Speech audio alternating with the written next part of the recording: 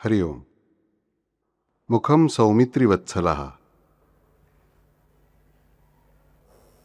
सौमित्र यानी लक्ष्मण जी, सुमित्रा जी के पुत्र। 15 दिन पहले हमने सुमित्रा जी कैसी है देखा। कितना ध्यान में है मैं नहीं जानता, पर मेरी अनुचित को ना कहने की शक्ति, फिर वो मेरा अपना हो या दूसरे का हो, उसे ना कहने की शक्ति यानी सुमित्रा जी।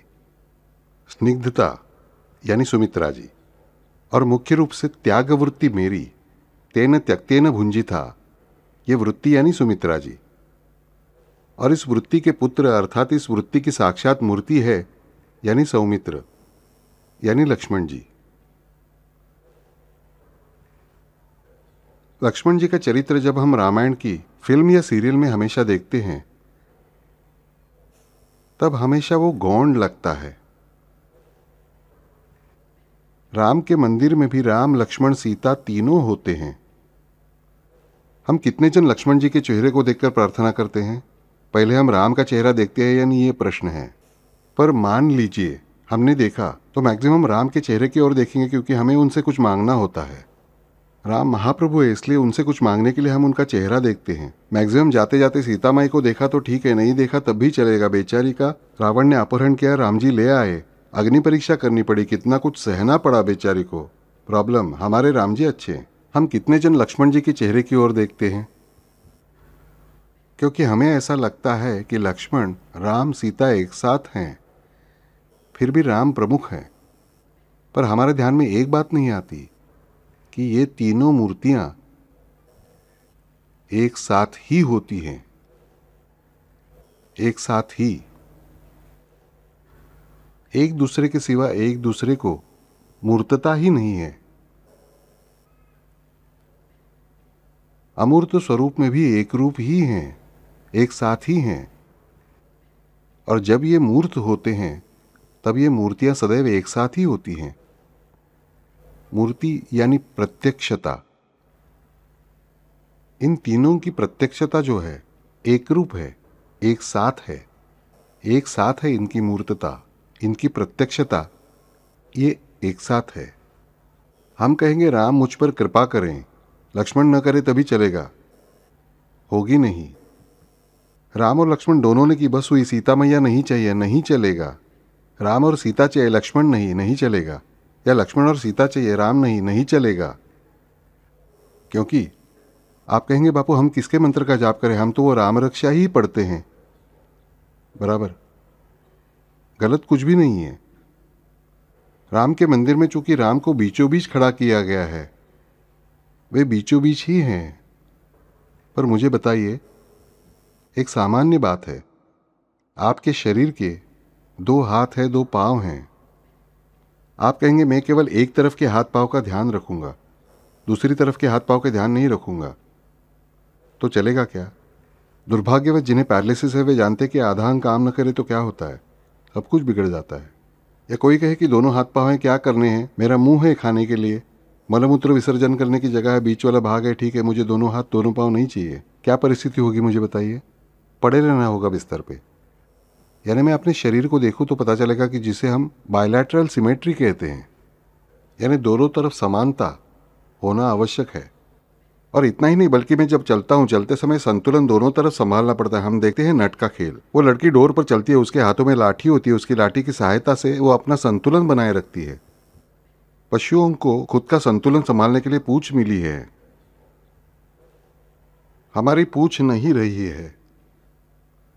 हनुमान जी की पूंछ अलग बात है, ध्यान रहे, ब्रह्मांड को घेर लेते हैं वज्रपुच्छ से। वो पूंछ किसी जानवर की पूंछ नहीं, ये हमें अच्छे से समझना चाहिए। यानी हमारी पूंछ नहीं रही, मानव की पूंछ नहीं रही, और मानव का संतुलन भी नहीं रहा, और मानव निरंकुश हो गया। हम अपना संतुलन ही गवा बैठे हैं। हमारे पास अब भी दुमची है पर पूंछ नहीं है। यानी हमें बैलेंस करने की आवश्यकता तो है, पर हमारे पास बैलेंस नहीं है। और ये साक्षात बैलेंस यानी राम लक्ष्मण सीता, साक्षात बैलेंस। इस विश्व का पूर्ण बैलेंस, यानी ये त्रिमूर्ति। आप कहेंगे बापू ये हम समझ गए, तो राम के मंदिर में जाने के बाद पहला नमस्कार किसे करें? आया प्रश्न। पहले हम राम की ओर देखें, या पहले लक्ष्मण की ओर देखें, या पहले सीता की ओर देखें? किसकी ओर देखें हम? एक ऑर्डर से हम शुरू करें तो पहले राम, फिर सीता, फिर लक्ष्मण, क्योंकि लक्ष्मण इन दोनों को अपना सीनियर्स मानते हैं, इसलिए उस दृष्टिकोण से पहले राम, फिर सीता, फिर लक्ष्मण। कि भाई या पहले से शुरू करें तो भाई पहले लक्ष्मण, फिर सीता, फिर राम, अथवा बीच में राम है इसलिए पहले राम, फिर दाई और बाई, और कैसे देखें हम? कैसे देखें समझने के लिए मुझे पता होना चाहिए कि लक्ष्मण यानी क्या। जो लक्ष्मण को नहीं जानता, जो भरत को नहीं जानता, जो हनुमान जी को नहीं जानता, वो राम को कभी भी नहीं जान पाएगा। यह हमें पता होना चाहिए। राम के मंदिर में जाने पर या अपने घर में राम की फोटो को नमस्कार करते समय मुझे नमस्कार इस पंचायतन को करना होता है। राम, लक्ष्मण, सीता और आगे उनके दो पार्षद भरत और हनुमान जी, इन 5 जनों को मेरा नमस्कार है। पर लौकिक दृष्टि से जब मैं नमस्कार करता हूं, नमस्कार करते हुए मुझे इन 5 के मुख की ओर देखना चाहिए, ये मुझे समझना चाहिए। पहले राम की ओर देखो, फिर सीता की ओर देखो, फिर लक्ष्मण की ओर देखो, फिर भरत की ओर देखो, और सबसे अंत में हनुमान जी की ओर देखो।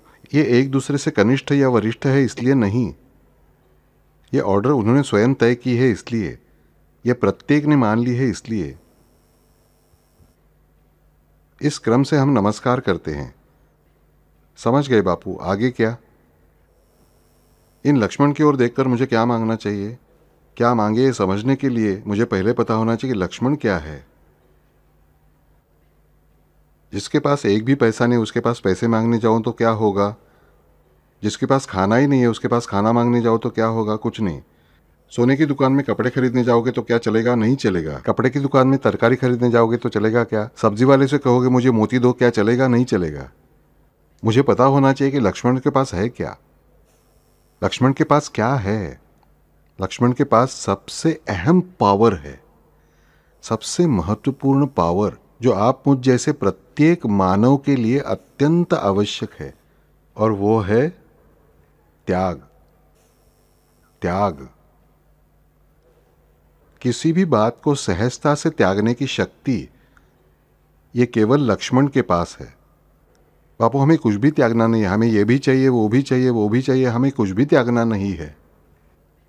ऐसा जो कहेगा ना कि मुझे कुछ भी त्यागना नहीं है, वो समझ जाए कि अब भगवान ने मुझे त्याग दिया है। आई बात समझ में? क्योंकि ध्यान में रखें, बड़ी बड़ी त्याग की बातें हम बाद में देखेंगे। सादी सी बात मुझे पता होनी चाहिए कि त्यजन, त्याग करना, यह मानव के लिए आवश्यक है। यह मेरी छोटी छोटी क्रियाओं से पता चलता है। मैं सांस भीतर लेता हूं, मैं सांस छोड़ता हूं, यह त्याग है। तो जब तक मैं सांस नहीं छोड़ता तब तक मैं अगली सांस नहीं ले पाता। तेन त्यक्तेन भुंजिता। इसका पहला प्राइमरी उदाहरण सीधा सरल है, यानी कि मैं सांस अंदर लेता हूं और वही सांस बाहर छोड़ता हूं। मैं सांस बाहर छोड़ता हूं, मैं उसका त्याग करता हूं, तब मैं उसका उपभोग कर सकता हूं। आप केवल आइडिया कीजिए, सांस भीतर लीजिए और बाहर मत छोड़िए, क्या होगी आपकी स्थिति? सोचो कि आपने सांस अंदर ली और आपकी नाक को चिमटी लगा दी और आपके मुंह को भी चिमटी लगा दी है, सांस भीतर ली हुई है। चलेगा क्या तुम्हारा? नहीं चलेगा। तेन त्यक्तेन भुंजिता। हम बड़े बड़े ग्रंथ पढ़ते हैं इस विषय के, कुछ भी उपयोग नहीं है इन ग्रंथों का। ऐसे ये सब हजारों ग्रंथ पढ़कर कुछ भी समझ में नहीं आता। दिल से कहता हूं बच्चों, अनुभव कीजिए। हजारों ग्रंथ एक तरफ और दूसरी तरफ आपका अपना अनुभव, इसमें बहुत फर्क है। सत्यभामा ने रखा ढेर सारा सोना और दूसरी तरफ राधा जी का बस एक तुलसी पत्र। क्या काम आया? तुलसी पत्र काम आया भगवान का वजन करने के लिए। यह मुझे समझना चाहिए कि ये सारे ग्रंथ पढ़ पढ़कर किसका भला हुआ है। मेरी राय में अब तक भारत सारे जग में धनवान, वैभवशाली और पुण्यवान देश होता। सच कहता हूं। तेन त्यक्तेन भुंजिता समझने के लिए मुझे ग्रंथ पढ़कर उपयोग नहीं, मुझे अनुभव करना चाहिए। वो अनुभव मैं अपने देह में हमेशा ले सकता हूँ। जो जो पिंड में वो सब ब्रह्मांड में। तेन त्यक्तेन भुंजिता का पहला उदाहरण जो हम सब जानते हैं, सांस मैंने भीतर ली, वो मैंने छोड़ी तभी मैं उसका उपभोग कर सकता हूँ, वरना उपभोग समाप्त। सभी उपभोग समाप्त हो गए।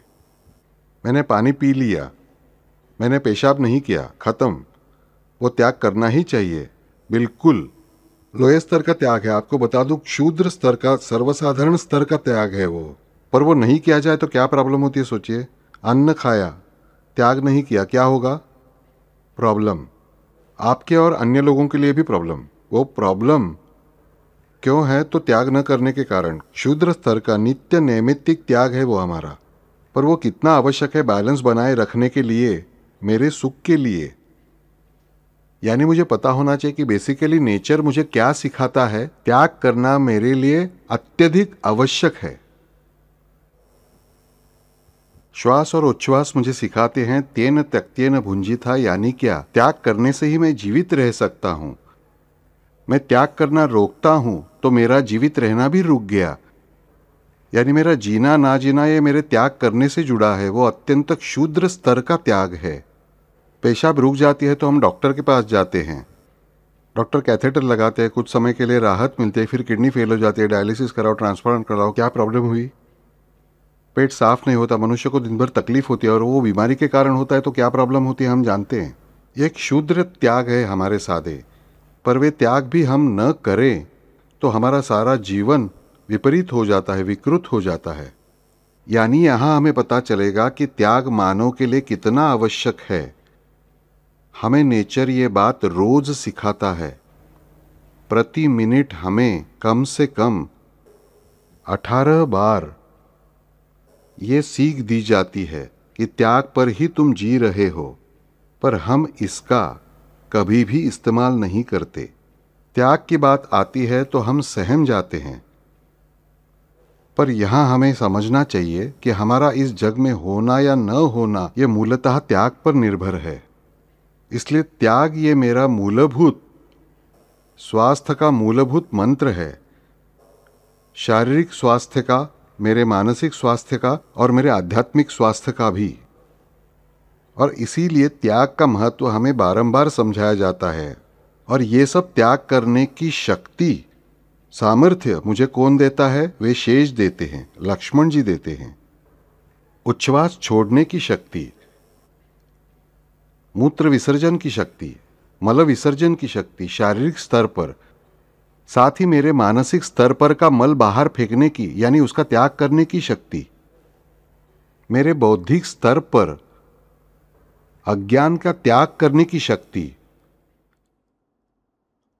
और मेरे विज्ञानमय कोश के स्तर पर परमेश्वर के लिए समूचे स्व का त्याग करने की शक्ति।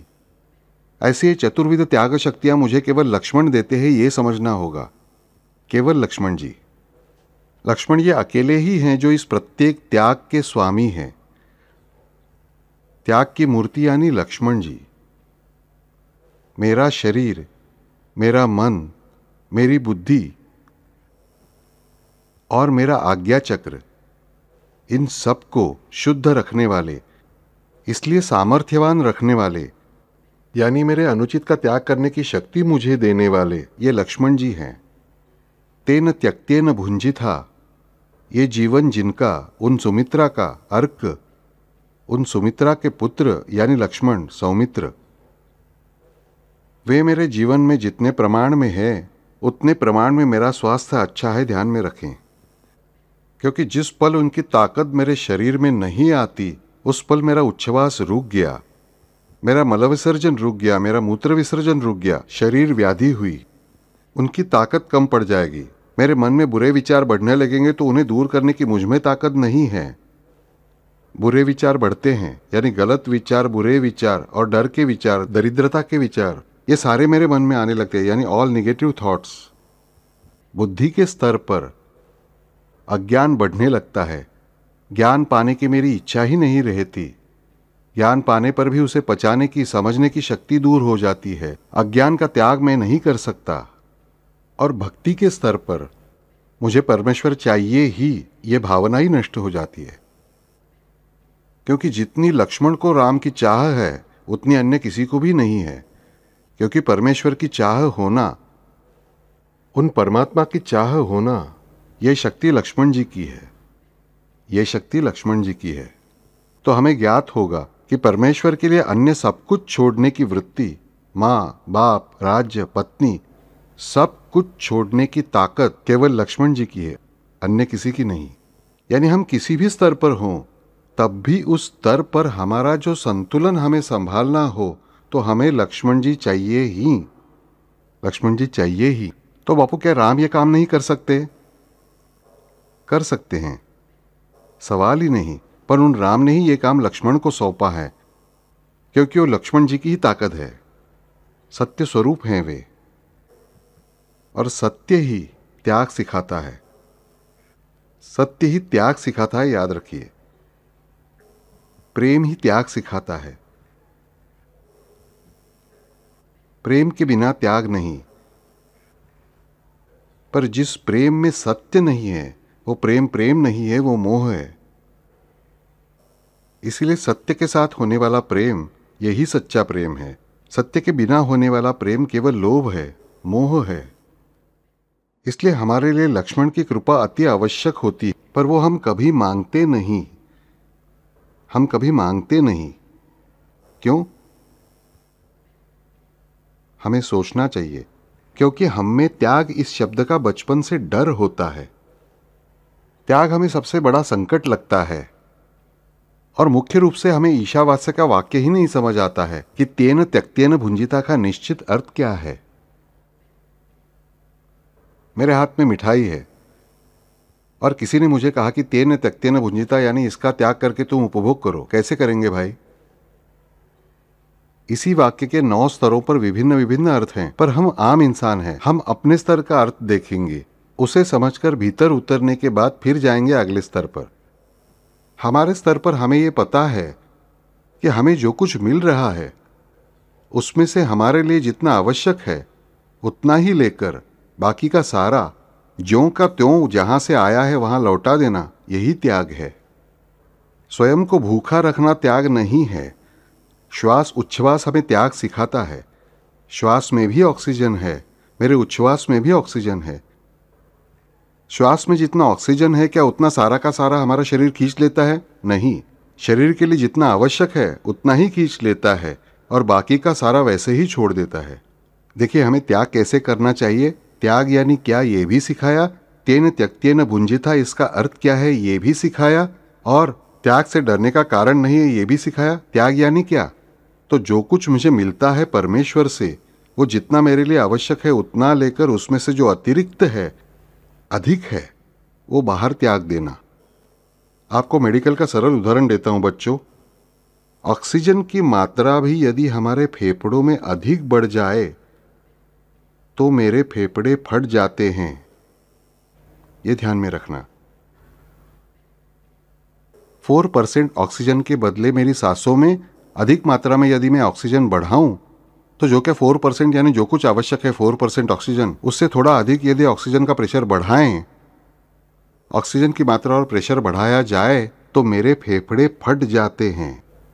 यानी मेरे लिए सबसे आवश्यक होने वाली बात भी मेरे लिए कितनी त्रासदीपूर्ण होती है, देखो, जब मैं वो अनावश्यक मात्रा में लेता हूं तब। और इसीलिए मेरे लिए त्याग आवश्यक होता है।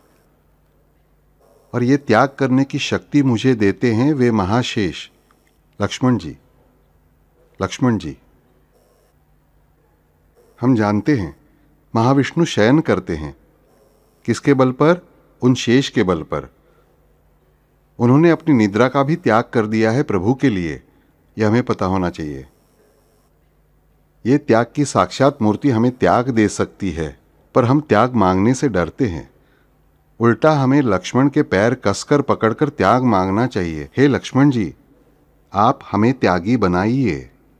आप मुझमें इस अनुचितता का त्याग करने का, एक्सेस, अवास्तव जो है, अधिक जो है, उसका त्याग करने की शक्ति मुझे दीजिए, उसकी इच्छा मुझे दीजिए, वो ताकत मुझे दीजिए। मांगते रहिए और फिर देखिए आपका जीवन कैसे तरोताजा होकर खिल उठेगा।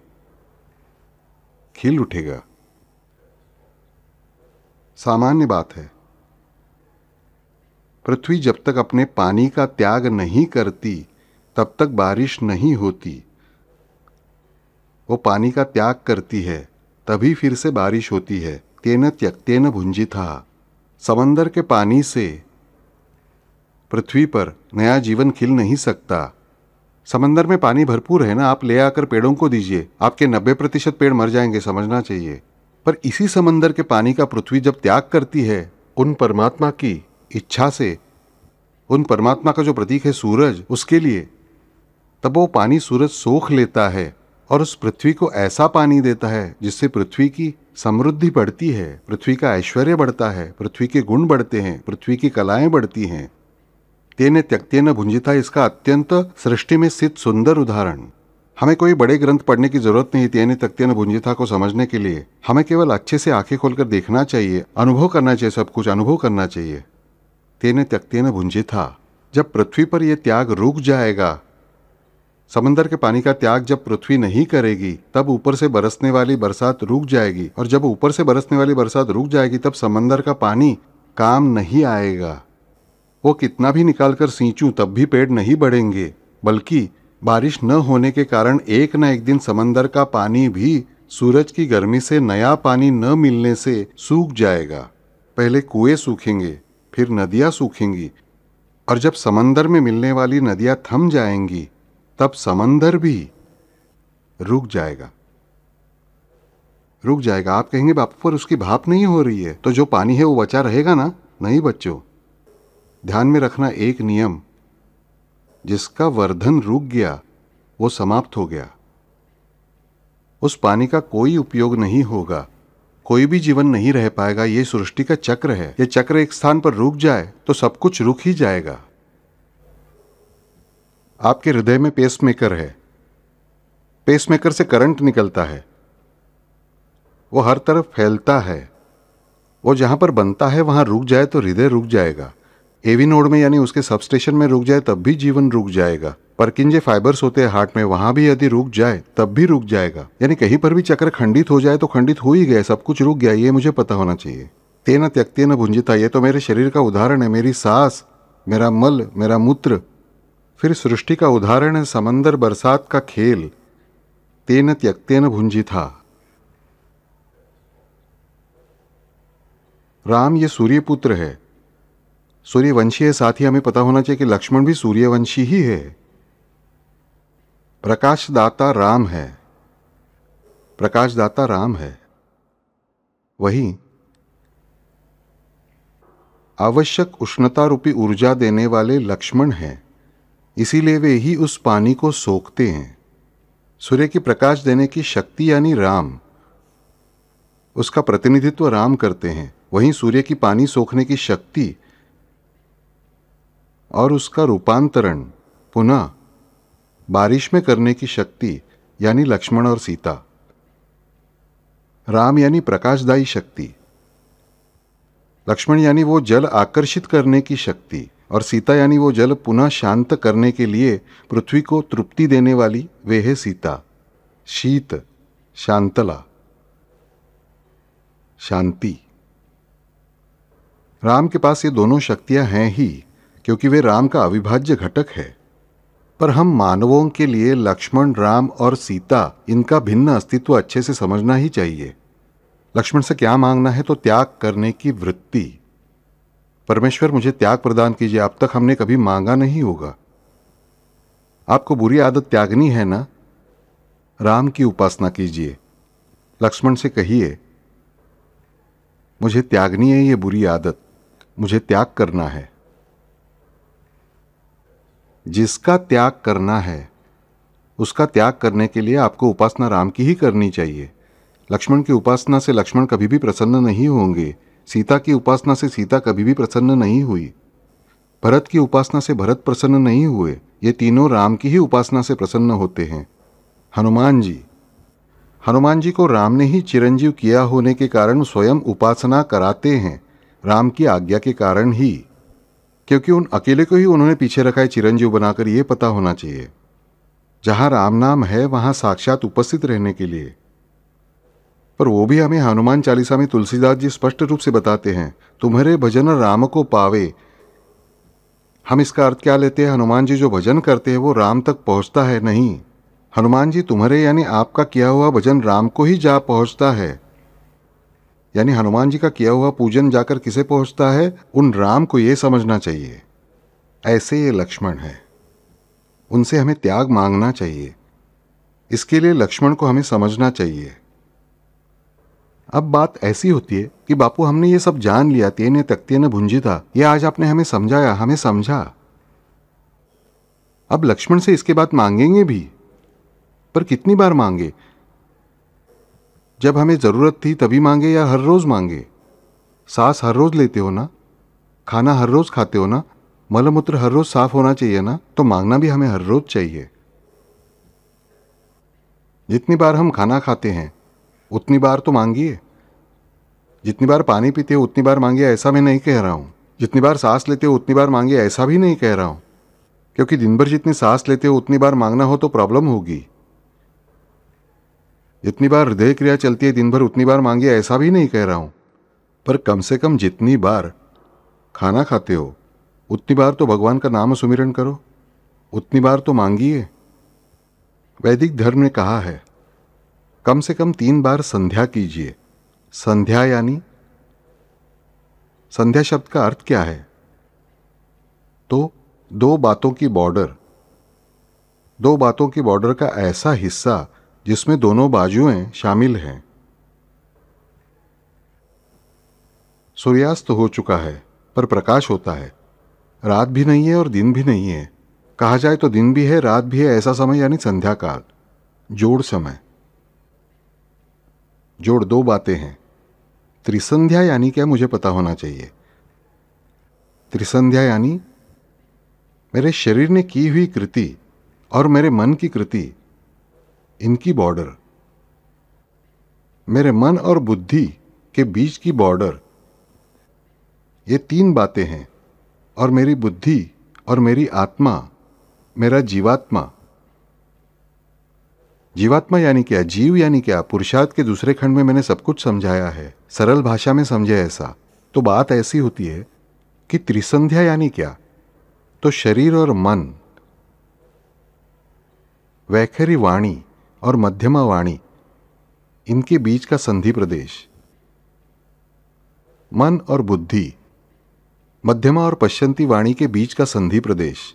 और पश्चंती और परा, मेरी बुद्धि और मेरे जीवात्मा, इनके बीच का संधि प्रदेश। परावाणी यानी जीवात्मा नहीं, ये ध्यान में रखिए। यहां पर केवल हमें इन दोनों के बीच की समरसता, सामंजस्य जानने के लिए इनके बीच के संधि प्रदेश ये 3 है। और ये 3 संधि प्रदेशों के लिए त्रिकाल उपासना करनी है। सुबह मैंने जो चिंतन किया वो शरीर ने किया, वैखरी वाणी ने किया। अपने मन में घुसने दीजिए, मन में घुसने दीजिए। दोपहर को जो मैं चिंतन करूंगा, परमेश्वर का नामस्मरण करूंगा, वो बुद्धि के द्वारा मन में घुसने देना है। उल्टा है, ध्यान में रखिए। शरीर से मन में घुसाए, यहां बुद्धि से भी मन में ही घुसाना है। दोनों तरफ से, दोनों तरफ से मन को अच्छी तरह से पैक करना है। और फिर तीसरी संध्या के समय ये एकरूप हो चुके शरीर, मन और बुद्धि उन परमात्मा को समर्पित करने हैं। ऐसी ये त्रिसंध्या की युक्ति थी। पर हम 3 बार परमेश्वर का नामस्मरण करना भूल जाते हैं। 3 बार कहाँ भगवान को नमस्कार करें? सुबह को 1 बार स्नान के बाद किसी तरह भगवान को रखा, किसी तरह उसके सिर पर फूल डाले, पानी डाला, किसी भी कपड़े में लपेट कर पोंछ कर उन्हें रखा कि हमें लगता है पूजा हो गई। रात को सोते समय हाथ जोड़े न जोड़े, ठीक है।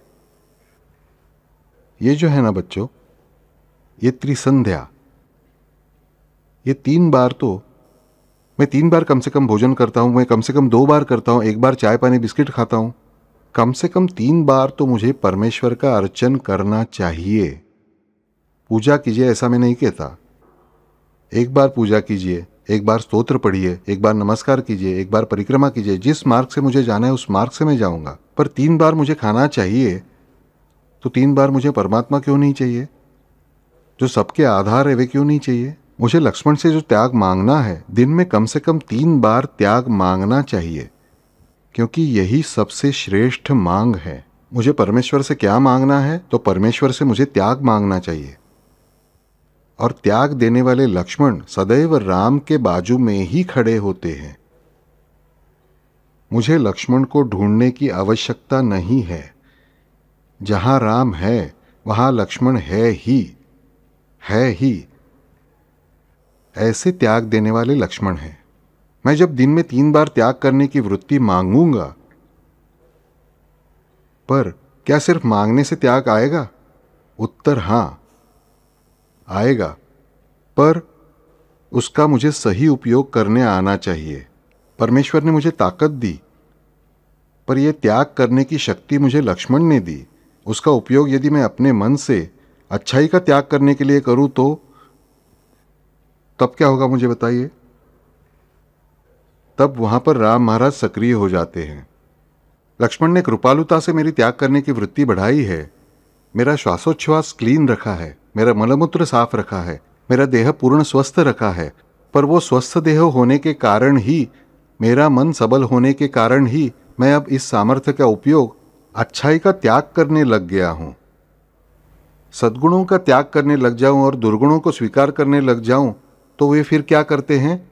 वही त्याग शक्ति राम लक्ष्मण से मांगते हैं, मुझे मेरे भक्त का त्याग करने की शक्ति दो।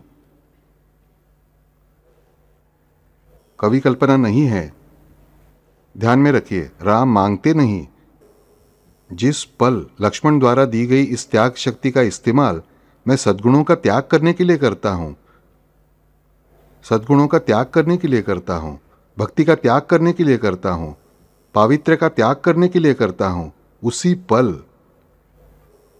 पल लक्ष्मण से राम की ओर यह शक्ति अपने आप प्रवाहित होती है भक्त का त्याग करने की। और फिर क्या होता है? राम के द्वारा भक्त का त्याग अपने आप होता है, यानी भक्त नहीं रहता, विभक्त हो जाता है, दूर दूर दूर दूर जाता है। राम को कुछ भी नहीं करना पड़ता। लक्ष्मण से जिनसे त्याग की शक्ति भक्त की ओर जाती है, वो जब भक्त गलत तरीके से बर्ताव करता है, वही वो लक्ष्मण की ओर से राम की ओर प्रवाहित होती है और राम और भक्त के बीच अब निश्चित रूप से दूरी बढ़ने लगती है। आप कहेंगे बापू तो सेफ उपाय, हम लक्ष्मण से मांगते ही नहीं त्याग। लक्ष्मण से आप जब त्याग नहीं मांगते या आप त्याग नहीं करते, तब भी लक्ष्मण की त्याग शक्ति अपने आप राम के थ्रू प्रवाहित होती है और आप राम से दूर ही जाते हैं। मैं ऐसा दूसरा मार्ग ढूंढकर जो लक्ष्मण से मैं मांगता ही नहीं, तो मुझ पर पलटेगा नहीं बल्कि दुगना पलटेगा। और इसीलिए राम के साथ लक्ष्मण की मूर्ति आवश्यक मानी गई है। राम रक्षा में दोनों का उल्लेख हम देखते हैं, राम लक्ष्मणों दोनों का हमेशा एक साथ आया हुआ है द्वितीया में। क्यों आता है? द्वितीया हो, तृतीया हो, सप्तमी हो, संबोधन हो, जो भी हो, तो आवाम में आता है, तऊ में आता है, अहम आवाम वयम सहा तऊ ते। राम लक्ष्मणों ऐसा उल्लेख आता है, वे दोनों, हम दोनों ऐसा उल्लेख आता है, क्योंकि लक्ष्मण की शक्ति सदैव राम के लिए ही कार्यरत होती है, इसीलिए राम के भक्तों के लिए कार्यरत होती है। जो भक्त राम का भक्त है और लक्ष्मण से मांगता है त्याग करने की शक्ति, उसे यह शक्ति मिलती है। और जिस पल राम की उपासना करता है वो भक्त त्याग करने की शक्ति मिलती है। यदि वो सच्चा भक्त होगा, केवल काम्य भक्त नहीं होगा, केवल परीक्षा पास करने के लिए, पत्नी बच्चे पाने के लिए, पति पाने के लिए भक्ति नहीं होगी, भगवान के लिए भक्ति होगी, तो अपने आप ही वे लक्ष्मण ही पुनः उसका ध्यान रखते हैं, जिससे त्याग बुरी बातों का होगा, दुर्गुणों का होगा, सद्गुणों का त्याग नहीं होगा। पर जब मैं केवल अपने अहंकार से कुछ करना चाहता हूं, तभी ये लक्ष्मण की त्याग करने की शक्ति मेरे पास आती है। पर वो त्याग करने की शक्ति मेरे पास आई, मैंने खींच ली, मैंने उपयोग में लाई, तब भी उसका उपयोग कैसे करना है ये मुझ पर निर्भर होता है। और 100 में से 99 बार मानव इसका गलत ही इस्तेमाल करता है, लक्ष्मण इसका उपयोग कभी भी गलत नहीं करते। इसीलिए जिस पल मानव ने गलत इस्तेमाल किया, उसने सद्गुणों का त्याग किया, वही त्याग करने की प्रवृत्ति लक्ष्मण से राम की ओर प्रवाहित होती है और फिर राम, भगवान और भक्तों में दूरी निर्माण होती है, भक्त विभक्त हो जाता है। किससे? तो सामर्थ्य से, तृप्ति से, त्याग से, आनंद से और प्रेम से। हमारा जीवन दुखी क्यों होता है? इसी कारण होता है। हम त्याग करने की शक्ति गंवा बैठते हैं। इसलिए अपने लिए 100 रुपये खर्च करेंगे टिकट पर, ब्लैक में लेनी हो तो 200 रुपये खर्च करेंगे, साड़ी 250 की 300 में खरीदेंगे। अब मैं नहीं जानता कि 250 में या 2500 में मिलती है, मैं नहीं जाता दुकान में, प्रॉब्लम ही नहीं, वहां हमें सब कुछ चलता है। पर भगवान के लिए कुछ करना हो तो हम तैयार नहीं होते। बस शास्त्र के लिए करना है। ये एक खराब शब्द सुनता हूं मैं, वो केवल शास्त्र के लिए करना है। शास्त्र के लिए यानी क्या? नहीं, हर एक बात पंचोपचार भगवान के लिए करने हैं, केवल शास्त्र के लिए। मैंने एक फिल्म में एक मनुष्य देखा था, मुझे फिल्म का नाम याद नहीं, अनुपम खेर थे उसमें। एक अगरबत्ती वे 19 साल इस्तेमाल कर रहे थे। आपको याद होगी, जो हंसे उन्हें पता होगा। अगरबत्ती जलाकर यूं घुमाकर तुरंत बुझा देते थे, सुबह को वही अगरबत्ती। मुझे पहले ये जोक लगा, पर एक दिन मैंने टहलते समय देखा तो वास्तव में ऐसे कुछ लोग मुझे दिखे। शास्त्र के लिए सब कुछ जैसे केवल शास्त्र के लिए करना है, दिल से कुछ नहीं करना है। शास्त्र के लिए 5 कदम चलिए। हमें बताया गया है ना, भगवान के पास चलकर जाइए, शास्त्र के लिए 5 कदम चलिए। क्यों? पसंदीदा स्थान पर चलने के लिए 10 माइल भी चलने की तैयारी है ना, पर शास्त्र के लिए 5 कदम चलिए। क्यों? उपवास करना होता है।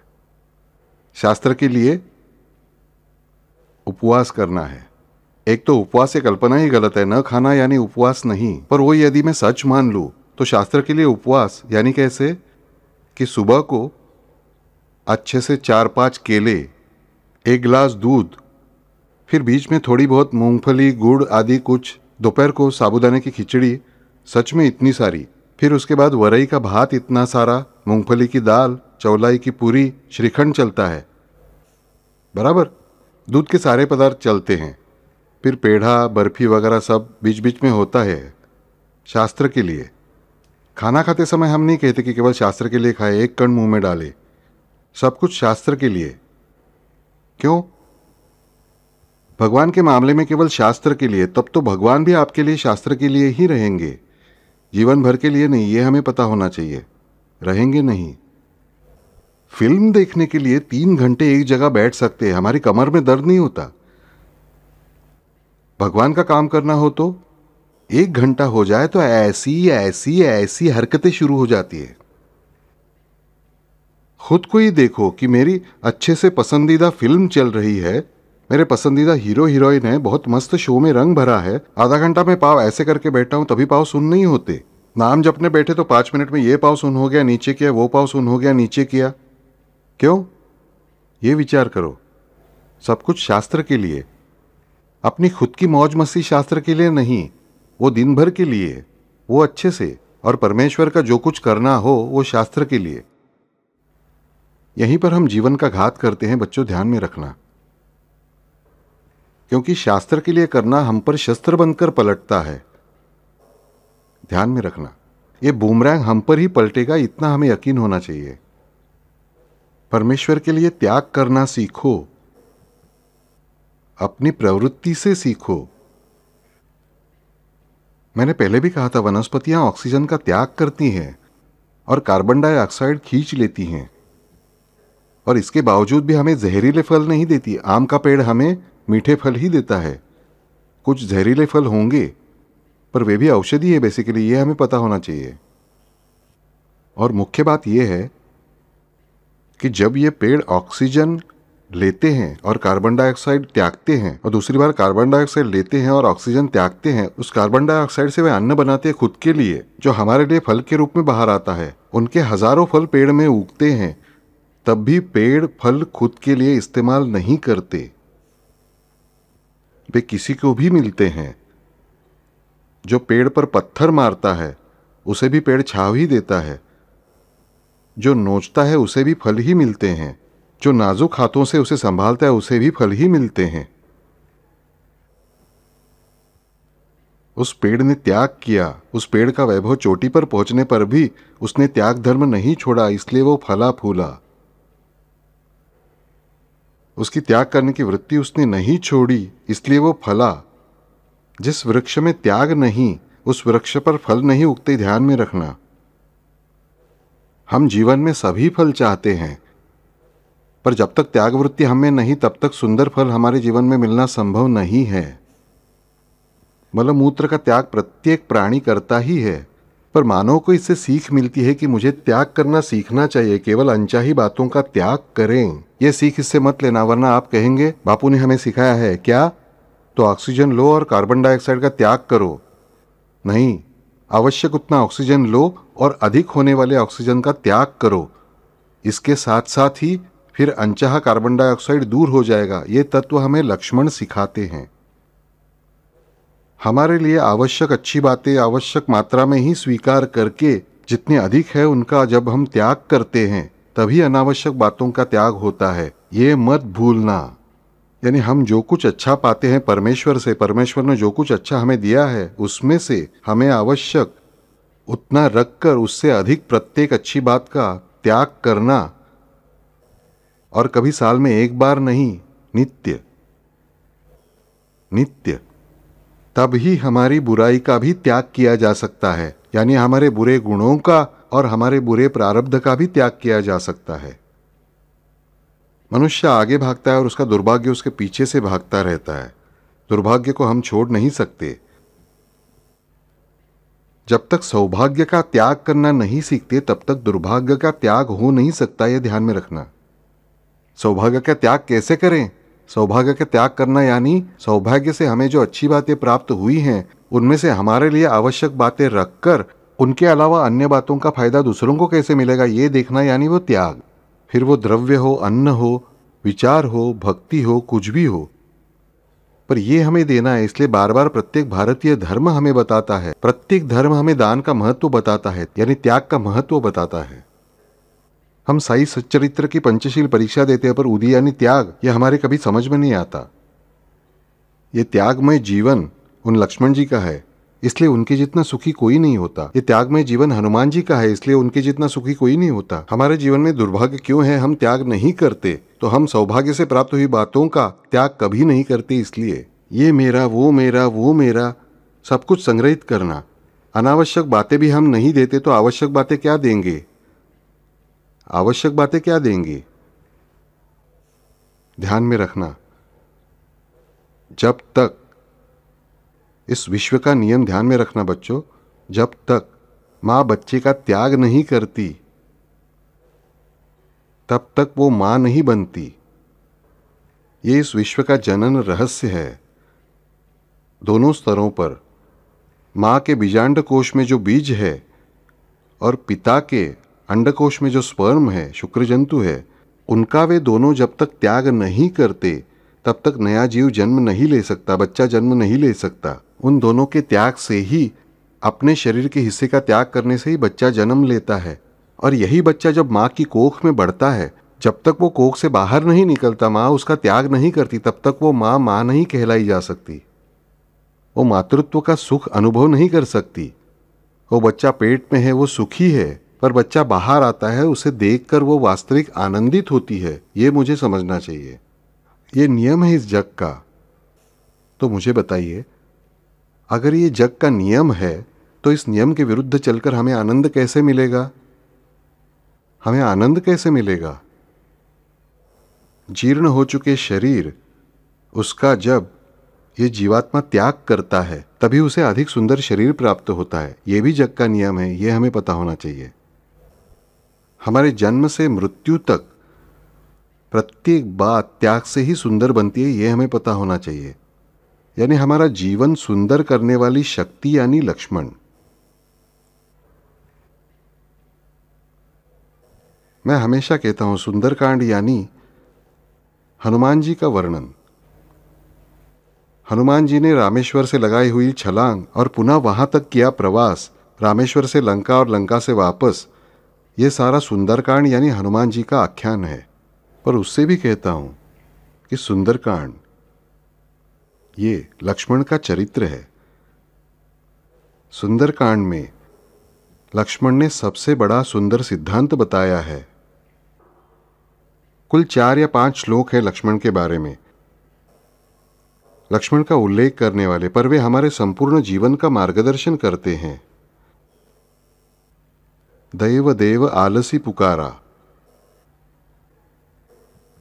जब विभीषण राम से कहते हैं, सजेशन देते हैं, बुरा नहीं कहते, अच्छा ही कहते हैं कि प्रभु पहले सागर आपका पूर्वज था, देखिए विनती करते हैं, मान गया तो दैव में होगा तो सहायता मिलेगी। राम कहते सच है, दैव में होगा तो सहायता मिलेगी। लक्ष्मण तुरंत ही क्रुद्ध हो जाते हैं, महाराज वैसे गुस्सैल थे, उन्हें बात नहीं भाती, नहीं भाई तो नहीं भाई, राम को सीधे सीधे मुंह पर कह दिया, राम मुझे आपकी ये बात बिल्कुल नहीं भाई, दैव आदि बातें कौन करता है, तो आलसी लोग दैव दैव करते हैं और कायर लोगों को उसका आधार होता है। उन्होंने साफ साफ कह दिया कि प्रारब्ध और दैव ये 2 बातें केवल 2 लोग मानते हैं, ये 2 लोग उनसे डरते हैं, मानना हर एक को ही चाहिए। डरता कौन है, उनका आधार कौन लेते हैं, तो एक आलसी मनुष्य या कायर मनुष्य। जो कायर नहीं है और जो आलसी नहीं है वो प्रारब्ध से डरता नहीं, वो प्रारब्ध से डरता नहीं। लक्ष्मण ने जो संदेश भेजा है रावण को, वो संदेश भी इतना सुंदर है, केवल 2 श्लोकों का ही है, पर वो एप्ट संदेश भेजा है। ये सब हमें देखना है बाद में। तो ये जो लक्ष्मण है ना, ये लक्ष्मण मेरे जन्म से मृत्यु तक की यात्रा सुंदर बनाते हैं, सुंदर बनाते हैं। सुंदरकांड की यात्रा के कर्ता हैं हनुमान जी, करतार हैं राम,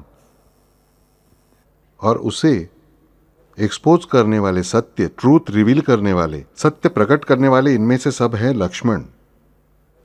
इसलिए सुंदरकांड के मेरे लिए निर्देशक कौन है, तो लक्ष्मण है, और इसीलिए वे मेरा जीवन भी सुंदर बना सकते हैं, क्योंकि जन्म से माँ का बीज और मेरे पिता का बीज एकत्रित होकर मैं पहले प्रकट हुए जीव के रूप में, वहां से मेरी मृत्यु तक की हर एक प्रत्येक क्रिया को अर्थ केवल त्याग से प्राप्त होता है, और वो त्याग मुझे जो दे सकता है वही मेरा जीवन सुंदर बना सकता है।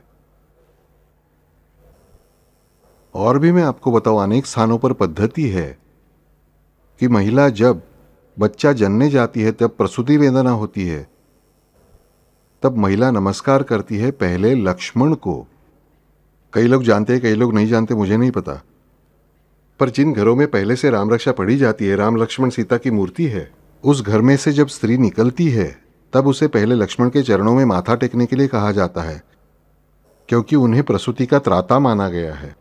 त्याग, उस त्याग को सामर्थ्य देने वाले, यानी अच्छा लेबर हो, अच्छी प्रसूति हो, इसके लिए ताकत देने वाले लक्ष्मण है, यह हमें पता होना चाहिए।